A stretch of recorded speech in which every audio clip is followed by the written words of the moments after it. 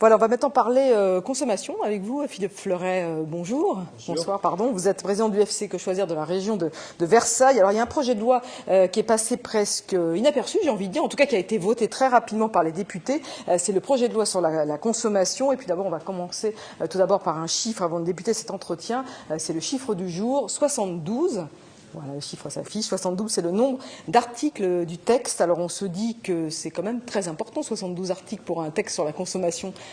Là, vous devez être content. Oui, c'est très important, oui, bien sûr. Alors, ce qu'il faut dire, c'est que dans ce texte, il y a plusieurs choses. Il y a une mesure emblématique qui concerne l'action de groupe, l'introduction de l'action de groupe en France. Alors, on va en parler parce que effectivement, c'était même l'article 1 du projet de loi, donc c'est très important. Mais ça veut dire que quand il y a 72 articles comme ça veut dire qu'il y avait un vrai manquement pour, en tout cas, que les fédérations de consommateurs avaient des grandes demandes à préciser. Il y a des demandes des associations de consommateurs, certes, mais si vous voulez, en même temps aussi, il s'agit d'introduire dans le droit français des décisions de jurisprudence, c'est-à-dire c'est une mise à jour en fait, et puis d'introduire aussi des dispositions des directives européennes, donc dans le droit français. Voilà, donc il y a trois sources différentes. Alors effectivement, vous l'avez parlé de ce projet phare, c'est les actions de groupe, class action, plutôt on les connaît, plutôt on les connaît plutôt comme ça aux États-Unis, et là ça va être les actions de groupe à la française. Alors d'abord, est-ce qu'on peut rappeler ce que sont que des actions de groupe? On s'en doute un peu, mais voilà. Donc c'est un nouveau droit pour les consommateurs. Ce droit permet à un consommateur victime d'un préjudice d'obtenir réparation de ce préjudice sans intenter une action individuelle. C'est-à-dire qu'il passera par l'intermédiaire d'une association de consommateurs agréée pour obtenir réparation donc de son préjudice. Et ça, c'était une demande c'est une demande très ancienne, oui, des associations de consommateurs, bien sûr. Oui. Alors, est-ce que vous êtes content de ça, globalement? Est-ce que vous êtes content malgré tout? Oui. Il y a des petites... Bon, tout n'est pas... Tout ce que vous demandiez, en tout cas, n'a pas été obtenu. Non, tout ce qu'on demandait n'a pas été obtenu. Bon, ceci dit, on est satisfait donc sur l'introduction de ce nouveau droit pour les consommateurs. Alors, il y a certaines réserves, bien sûr, donc on va voir à l'occasion du débat parlementaire comment tout cela va se régler.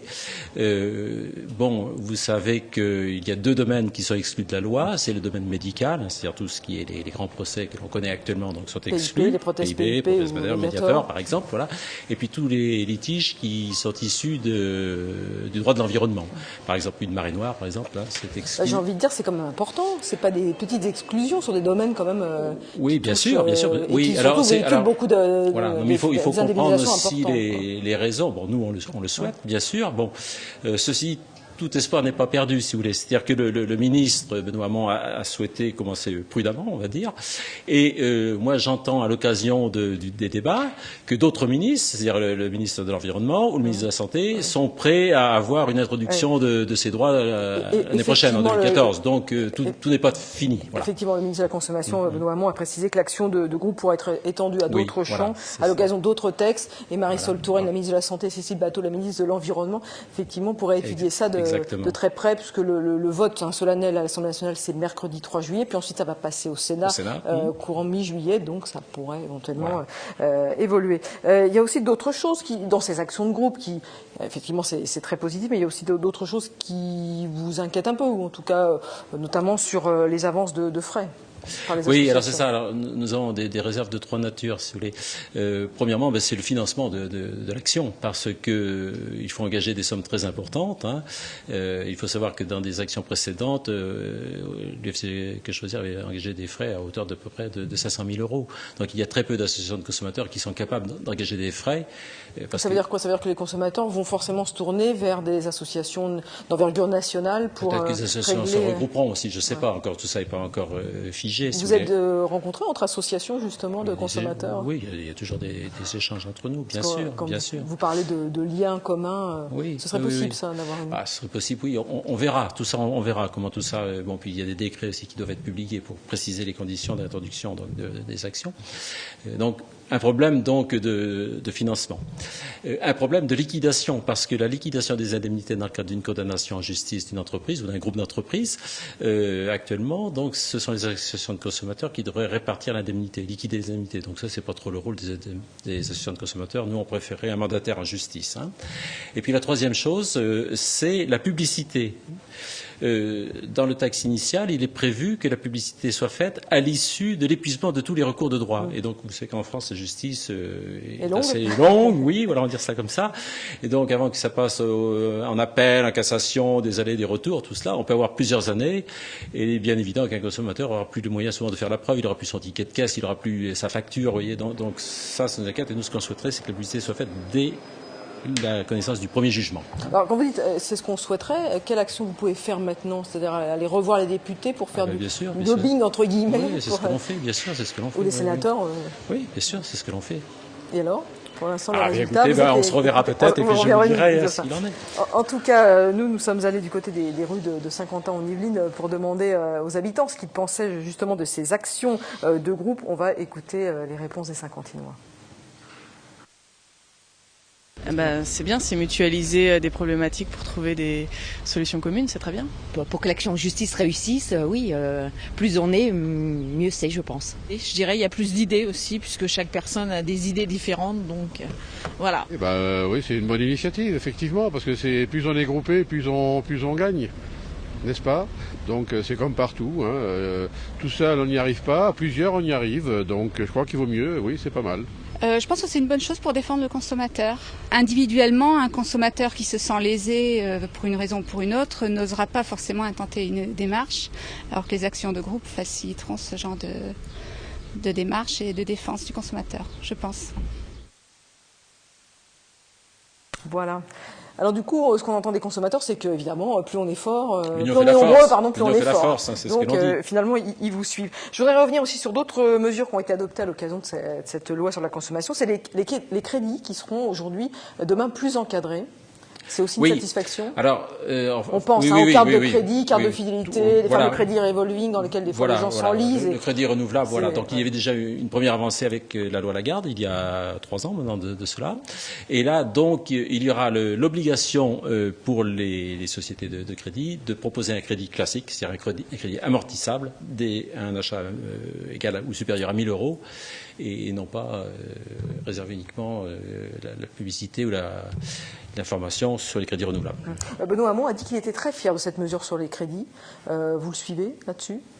C'est vraiment une vraie avancée, parce que vous avez effectivement parlé des premiers pas qui avaient été faits par Christine Lagarde il y a 3 ans. Les premiers pas, là, c'est vraiment une vraie avancée? C'est une avancée, oui, donc, parce que vous savez que, en définitive, c'est le surendettement en France qui pose problème. Donc on verra bien. Alors, il y a un débat aussi sur le fichier, ce qu'on appelle le fichier positif, c'est-à-dire sur le fichier de crédit et l'accès donc pour les organismes ou pour les.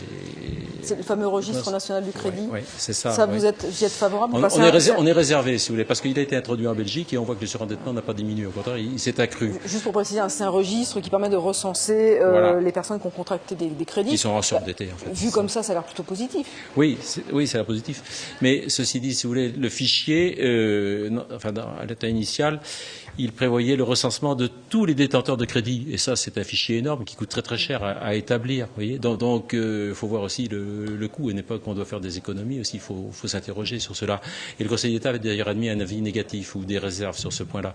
Donc nous, ce que l'on pense, ce qui est important, c'est que le crédit classique, c'est-à-dire le crédit amortissable, soit proposé dans tous les cas, que la publicité soit faite, et que les cartes de crédit, alors le ministre en a parlé aussi de cela, que les cartes, les cartes de fidélité, vous savez, où vous avez des points, soient vraiment dissociées des cartes de crédit. Voilà. D'accord, donc ça c'est plutôt positif. Un petit mot sur les assurances. Il sera possible de résilier des contrats d'assurance, notamment ce qu'on appelle les assurances affinitaires, notamment pour les portables, les appareils électroménagers, à tout moment après une première année d'engagement. Oui.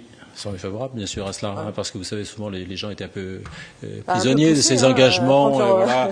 Et alors, si vous ratez la date échéance, ça repart encore pour 1 an. Donc, non, ça, c'est vraiment un progrès, c'est sûr. Un petit mot aussi sur... Alors, il y a 72 articles, on ne va pas tous les faire. Mais un petit mot sur la restauration, l'appellation fait maison pour des produits qui sont... pour des produits qui sont cuisinés à partir de matières brutes sur place, dans les cuisines. Ça aussi, c'est une vraie transparence pour le consommateur qui, des fois, se retrouve avec des produits soi-disant fait maison. Voilà, donc un des objectifs de la loi aussi, c'est d'accroître la transparence donc, et l'information pour profit des consommateurs. Donc ça aussi, c'était une demande de l'UFC Que Choisir. Donc ce qu'il faudra bien surveiller quand même, c'est les prix derrière tout cela, parce que actuellement, vous êtes au restaurant, vous ne savez pas si c'est préparé maison ou si c'est du surgelé qui est réchauffé. Mais En tout cas de cause, c'est à peu près les mêmes prix. Hein. Bon, là, est-ce que le fait de mentionner que c'est fait à la maison, ça fera augmenter les prix? On verra. Hein. Oui, il faudra suivre. En tout cas, au moins, le consommateur et le client d'un restaurant saura demain, voilà, fait maison, il saura que c'est des produits bruts qui sont arrivés dans préparés sur place par le restaurateur. Oui. Et ça va changer, je pense, pas mal de donnes aussi. En tout cas, rétablir un équilibre entre ceux qui font vraiment la cuisine et ceux qui font plutôt de la cuisine toute faite, quoi. Vous êtes donc association de consommateurs. Quel type de dossier vous instruisez en ce moment à UFC Que Choisir Région de Versailles? C'est quoi la polémique du moment sur le secteur? La polémique du moment, si vous voulez, bon, on a toujours beaucoup de dossiers qui concernent, par exemple, l'énergie, c'est-à-dire les factures électriques, factures de gaz. Moment, je pense que ça doit exploser, non? Ce genre de choses, oui, d'autant plus que l'hiver était très long, hein, donc vous savez. Et donc ça, on a ça régulièrement. On a aussi dans le domaine de l'assurance et dans le domaine bancaire. Il y a pas mal et ça peut faire des actions de groupe. Ah ben bien sûr. Voilà. Tous les contrats, oui. Tous les contrats peuvent faire des actions de groupe. Merci Philippe Fleuret d'être venu sur le plateau du CETUR. Une dernière question. Là, c'est la période des vacances qui va démarrer. Oui. Le consommateur doit être vigilant sur quoi en vacances? Et il doit être vigilant, surtout s'il part en vacances sur la côte ou enfin en déplacement aussi, à ce que certains commerçants ne profitent pas de la période de vacances pour augmenter les prix. D'accord. Bon, c'est difficile, hein. Oui, il faut poser des questions, il faut se renseigner, il faut poser des questions et comparer. Donc en vacances, il faut être curieux tout au long de l'année sur les prix, voilà. Être un consommateur acteur et actif. Merci beaucoup.